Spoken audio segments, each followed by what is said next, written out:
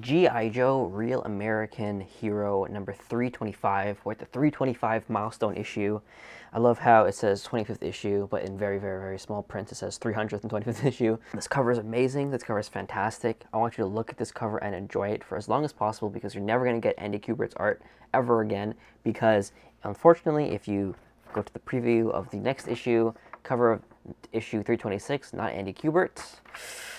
Unfortunately, he had a 25-issue run of straight bangers. I love Andy Kubert's art, and seeing his art on these comic books were great. Shout out to Andy Kubert. Fantastic cover. Fantastic issue. Oh my gosh.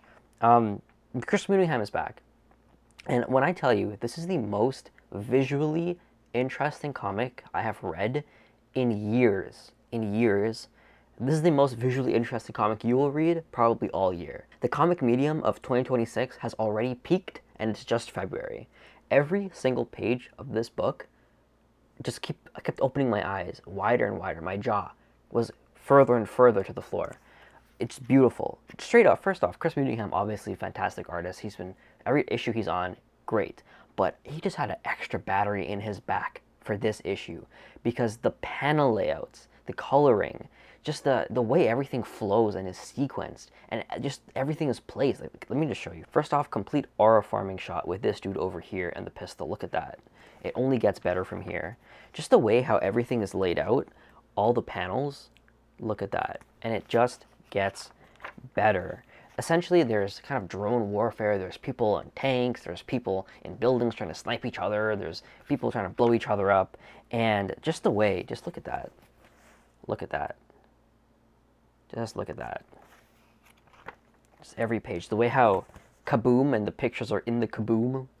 Oh my gosh. And again, just how clean everything is. Everything just looks so perfect. I'm not gonna lie, when I first started reading this image version of G.I. Joe, the Chris Mooneyham art, it took me a while to get used to. I didn't fully love it.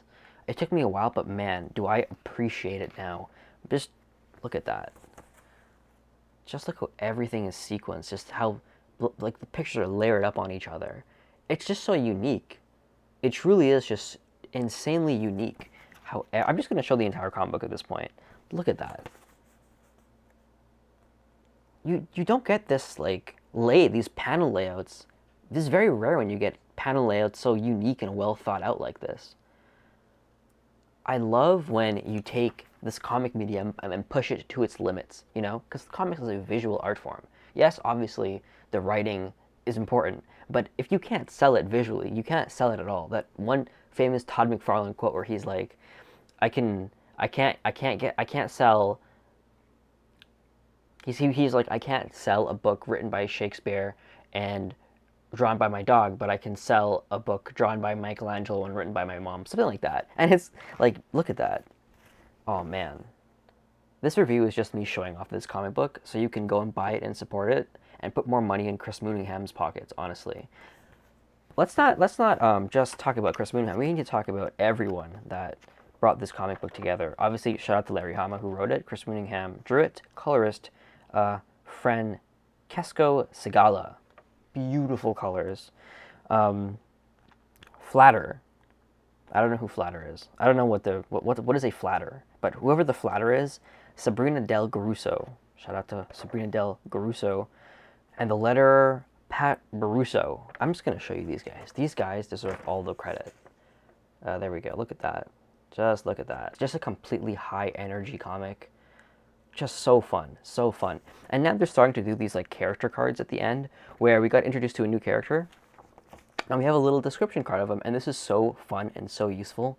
I love this so much because there's so many different Joes and it's so hard to keep track of all of them. So now that we have a little mini dictionary of all of them, a little mini encyclopedia of all of them, that's perfect. But yeah, just this comic book was fantastic. Like, truly worth the money. If there's ever a comic book this month that is worth the $3.99 price tag, it is 100% this comic book right here. What an amazing milestone issue. And there's like literally every single page of this book I could just frame and put on a wall. It looks fantastic. It just looks absolutely fantastic. I would pay $6 for this comic book. It like truly just amazing. I don't know, like something about this art really just speaks to me. Like honestly, I love it. I really hope we see Chris Mooneyham on the next issue. Don't get me wrong, I love Paul Peltier, whatever the other guy's name is. All due respect to him, he is great. But man, Chris Mooneyham is on a different level. And shout out to the other support people. Let me read them out again. Francesco, Sabrina, and Pat blew it out of the park with this issue, just completely. Oh man, I love it. I absolutely love it. Even though story-wise, it was a pretty basic, you know, G.I. Joe scenario, Joe's versus the bad guys, they're doing their typical G.I. Joe stuff. So story-wise, writing-wise, it wasn't anything spectacular. Nevertheless, just for the art, this book absolutely, absolutely gets a 10 out of 10.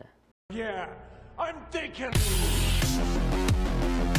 Just a fantastic book. We're going to miss you, Andy Kubert, on the covers, but boy, am I excited to read the next issue. It just looks so fantastic. Take a look at this one more time. Look at that. Oh my gosh. Beautiful. Beautiful.